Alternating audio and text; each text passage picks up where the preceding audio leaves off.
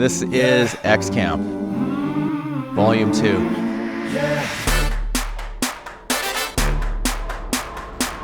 Much like water, CX needs to flow through your organization. I talked about analytics and metrics 5 years ago, but now this new wave is there's a lot of focus with AI and a lot of other tools. So I think CX departments should embrace those things. How do we leverage AI to help us take a broader perspective, take away a lot of the busy work or the things that used to take a lot of time?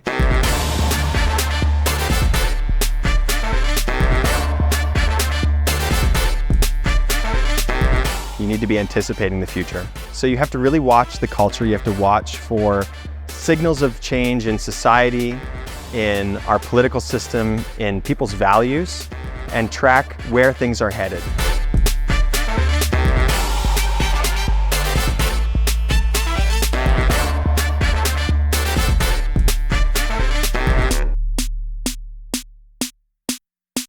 Any decision that's made, think about it from the customer perspective and put yourself in their shoes versus treating them as a data point.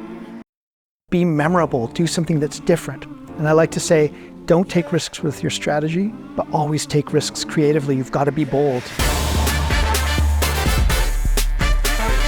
We need to maintain a sense of playfulness because it lights up the parts of your brain that make you want to continue working with others and having fun with others.